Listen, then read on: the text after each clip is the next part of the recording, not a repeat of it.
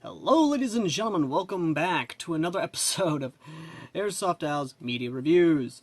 Today, ladies and gentlemen, we talk about honestly, a really cool fanfiction that, in my opinion, is underrated. This one is one of 4 more which you guys voted for. I asked you guys in both Discord and on, of course, the YouTube community tab what you want me to review next. I asked if you guys want me to review the next 5 reviews be youjo senki. Unanimously, you said yes on YouTube. On Discord, you were split. But with the YouTube votes counted with the Discord votes, it was pretty obvious you guys wanted to see more about youjo senki. Talking about, of course, Tanya the Gurchov. And, well, seeing exactly what legitimately good fanfictions are there. So consider these my top 5. And number 5 is going to be this little number right here. Well, we're waiting. Youjo senki. Optimus, the Will of the Iron God, I think? All I know is that's... it's got a hell of a title. And the premise of it is actually really cool in and of itself. Now, here's the thing. Light spoilers. I'm just going to give you the basic overview of this sucker, and light spoilers and some things here and there. But here's the cool part, is that this Transformers is not the Michael Bay Transformers. What you gonna do with this shrimp taco? No, just Bubba capping his ass, throw him in the truck, and then nobody gonna know nothing, not me. No. No! It's not that! It's not that! No, this Transformer is actually the Transformers Prime. The animated TV show that was on Discovery Kids and then on Netflix. I believe it's still up on Netflix, but I'm not sure.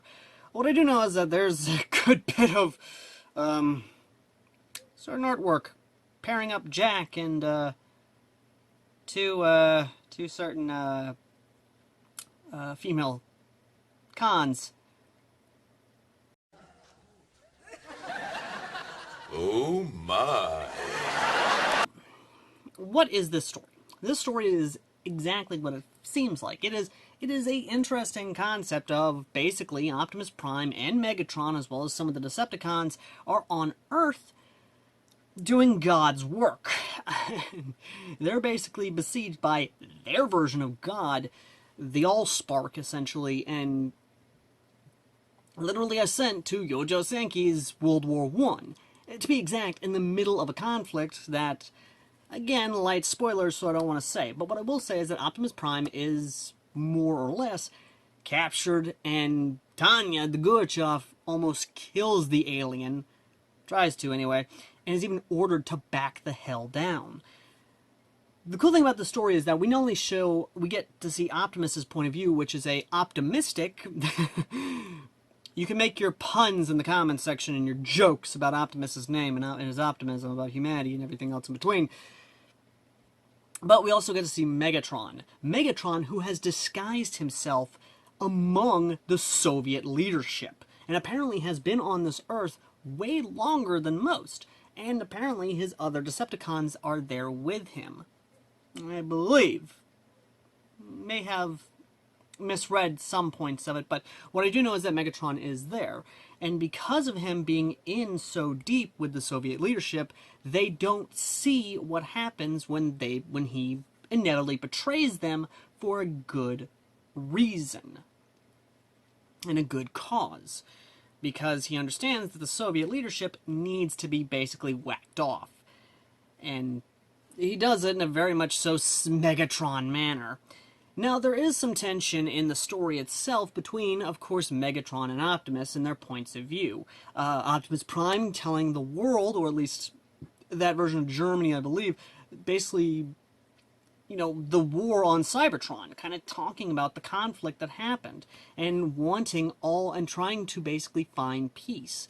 In a literal sense, quoting Blues Brothers, "We're on a mission from God." both him and Megatron and some of the Decepticons are there on a mission from God.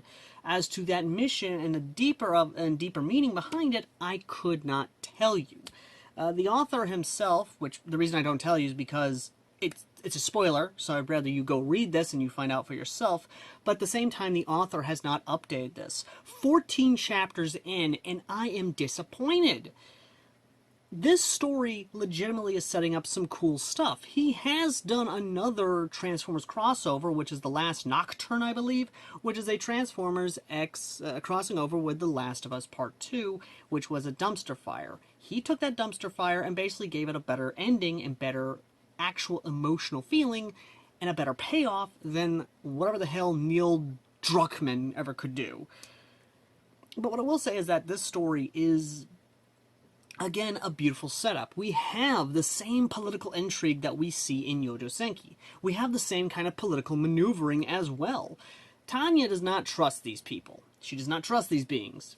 And rightly so, considering Being X being a jackass, and basically, in my opinion and many others' opinions who understand Youjo Senki and have read not only, of course, the original web novel, the light novel, the manga, and watched the anime, and watched the movie, which, by the way, very much so will be linking down below for you guys to go watch. It is, in a very serious sense, it's accurate, because Being X is chaos, in my opinion. He is a chaos god, and I don't mean chaos god as in, like, a Warhammer 40k chaos god. When I mean chaos god, I mean, like, Loki. That's probably my best example I can say for a trickster or a chaos god. As to whether or not Being X is actually a chaos god, or at least a part of the pantheon of Norse mythology, or any sort of other mythological creatures, in my opinion, I believe that he is Loki. Loki has been known to be a trickster and has been known to cause chaos, so in my opinion, that's what Being X is. And that's just my personal theory, but I believe Being X has basically fucked up so much that the other pantheons are coming in to try and at least balance out the scales, because that's got to be who the Allspark is. That's got to be who the Transformers god is when she appears before Megatron and Optimus, telling him to come to this planet, or at least bringing him to this planet. That's my opinion. I believe this is the gods trying to balance out the mess that Being X has caused in his obsession with this one atheist. This one, quote-unquote, non-believer. Even though, religiously speaking, all are welcomed in the kingdom of heaven. It doesn't matter, so long as you don't do anything that goes against the commandment. Either way. What I will say is this. The story has a beautiful setup. Hell, we even have a priest and a prince who are conspiring and consorting to do some crazy stuff. We even have, of course, the princess of the Kaiserreich. I say Kaiserreich because I don't know what to call the German Empire. I guess they're the Prussian Empire, so, Prussian Empire. But basically the Katharina, I believe, is the term for a German princess, is hinted at possibly having feelings for Optimus Prime, which, again, don't know, one of those things. But what I will say is that there's some lovely bit of trolling from Starscream, or at least from the other Decepticons, who are basically making sure that the war does not begin again, or at least attempting to make sure the war doesn't begin again. Because of the intervention of them, the war is on hold. The war basically is stopped. Everyone has stopped fighting because, again, fucking aliens. But it's one of those things, isn't it? Just one of those things. Either way, though, if you want to read this yourself, well, before I even get to that, I'm just going to say this now. If I haven't made it specifically clear, this is a legitimately good fanfiction. I am a little disappointed that it has not been updated in a long while, but I can only hope the author takes their time to actually make it good, because the chapters themselves are pretty fucking long. Not as long as the leader, per se, or not as long as, like, say, my boy, fucking Daniel, or even Crazy Boris, i.e., Johnny Boy 11, but they are pretty girthy, pretty big. And again, that's how it is. Either way, though, it's good. Go check it out. And as always, ladies and gentlemen, if you want to read this one, and of course, check out Youjo Senki dubbed, because I recommend it. German-speaking Japanese just does not make sense to me. The website itself has the sub, so you'll be able to watch in sub if you so desire. As well as a link to the movie. Again, I recommend you go watch it. It's actually pretty good. Links down below, as well as a link to the original story itself, or at least to the fanfiction itself. And a link to the Discord that I am in. And, of course, a link to the PayPal for you to help support the channel. Or if you want to help support me directly, I have an Amazon account now. And if you want to learn how to do that, direct message me on Discord.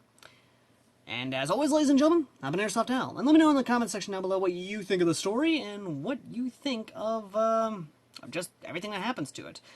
If you're going to talk about spoilers, please do at least give a spoiler alert at the beginning for all the poor souls who are probably going down to the comments section and are going to get spoiled that way. Or if you have to give a spoiler, make it interesting. Either way, though. Thank you all so very much for watching. As always, I've been AirsoftAL, and I will see you lovely, lovely people in the next video. Till next time, which next time, we take a look at what happens when Tanya Degurachov roams the waste. Till next time. Looking for that perfect game for your gaming console? Video Game Corner is the largest independently owned video gaming store in North Mississippi, located at 1519 Highway 72 in Corinth. We are an authorized limited-run retail store and have a massive collection of retro games and game systems, and also plush toys and collectibles. We also pay top dollar for your used video games. Check them out Monday through Saturday from 10 a.m. to 8 p.m. Visit Video Game Corner in Corinth.